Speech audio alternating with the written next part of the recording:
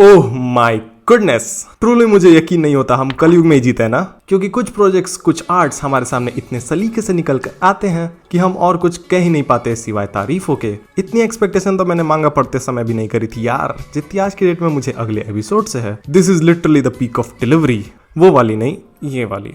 Hats off to all the staff who's making this masterpiece for us. I hope उनकी living condition और mental health बिल्कुल अच्छी तरह से कायम हो, क्योंकि जिन चीजों का मुझे बस एक रफ आइडिया ही था उसे ज़ॉम 100 ने बिल्कुल मिरर की तरह हमारे सामने लाकर पटक दिया है। उस एनिमे और उसमें दिखाया गया फर्स्ट हाफ को मैं अपनी पूरी जिंदगी में कभी भूल नहीं सकता। और बजरंग बली की कसम, अगर वैसा वाकई में होता है और हम फिर भी बस कंप्लेन ही करते हैं तो हमसे बड़ा पापी और कोई है ही नहीं। खैर, ज़ॉम 100 की बात अलग से हम करेंगे, अभी थोड़ा फोकस रखते हैं जेजेके पे। सो कल 3rd एपिसोड आ गया जिसने एफ बॉम्ब ड्रॉप करा out of nowhere. I was seriously amazed how well they kept the anticipation in this freaking episode. मुझे खुद को कहानी पता होने के बावजूद पता ही नहीं था आगे क्या होगा। Perfect voice acting, perfect animation and perfect coordination with almost every stuff. चाहे कैमरा मूवमेंट्स हो या म्यूजिक जो बिल्कुल सलीके से मर्ज हो जाती है हर सीन के साथ, और जहाँ कट की जरूरत होती है वहां से अचानक कट हो जाती है। एनिमे डायरेक्टर्स और स्टोरी बोर्ड्स को अक्सर हम क्रेडिट नहीं देते, लेकिन इसे देखकर यही लगता है कि they freaking deserve JJK as much as we fans too. इसलिए हमेशा हर शॉट में, हर एंगल में, हर डायलॉग में, बेसिकली अडेप्टेशन के कोने कोने में उन्होंने बस अपना प्यार ही दिखाया है। इस पूरे एनिमे को अपनी खुद की आइडेंटिटी दे पाना ही काफी मुश्किल काम था, due to the share quality of manga and its popularity.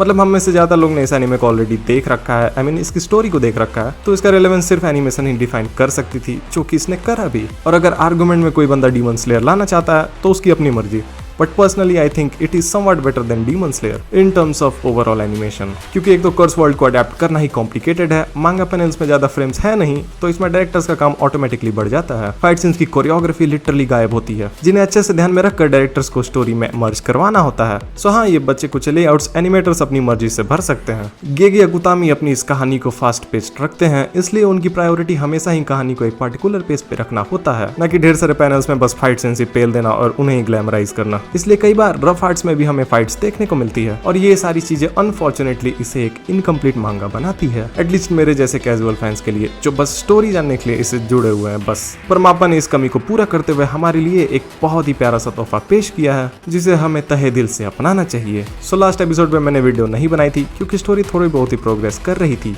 अपने वे में, लेकिन ये एपिसोड सीधा हमें हिडन इन्वेंट्री आके चौखट पे लाकर खड़ा कर देता है, जहाँ तोजी फुशिगुरो की वापसी हो गई है, और इम्पैक्ट और हाइप जो सालों से चलता आ रहा था उस पे वो खड़ा भी उतर पाया है। बंदे के साथ art wise, voice acting wise और एनिमेशन वाइज पूरी जस्टिस हुई है। अचानक से गोजो ने जब अपने इन्फिनिटी को ऑफ ही करा था, जहां हम उसकी आंखों को भी डिस्कलर होते हुए देख सकते हैं, तभी पीछे से टोजी ने वार करा। एक ऐसा बंदा जो पैदा हुआ है बिना किसी कर्स एनर्जी और टेक्निक के, लेकिन बदले में उसे मिली super human physical prowess. In fact उसे एनिमेटेड देखकर लगता है गॉड लेवल प्रोवेस है ये तो, जिसे अपनी मेहनत से भी तोजी ने हासिल करा है। हालांकि इसके लिए बचपन से उसे बस धुतकार ही मिली है और कुछ भी नहीं। सो तोजी के इस एब्सेंस से बचने के लिए और उसकी स्पीड को नलिफाई करने के लिए गोजो अपनी ब्लू टेक्निक का इस्तेमाल करता है। Animated by Kishiro Watanabe, by far this was his best scene. उनका काम चेनसॉ मैन में कई जगह पर देखने को मिलता है, और जेजेके 0 मूवी में भी उन्होंने ये माकी वाला सीन एनिमेट करा था। So I don't know if he is full time working with MAPPA or not, लेकिन समय के साथ मैंने एटलीस्ट इनके पार्टिसिपेशन के इम्पैक्ट को बढ़ते हुए ही देखा है। जिसके बाद तोजी वाला सीन मुझे स्पीडो साउंड सोनिक की याद दिलाता है, और कसम से मुझे अंदाजा नहीं था तोजी या इवन माकी की स्पीड इतनी ज्यादा होगी। लिटरली यहाँ गोजो भी उसे ट्रैक नहीं कर पा रहा, जिसकी इन्फिनिटी और 6 साइज को तो हटा ही दो, फिजिकली भी बंदा गॉड गिफ्टेड है, लेकिन यहाँ पहले राउंड में मसल विथ ब्रेन जीत जाता है।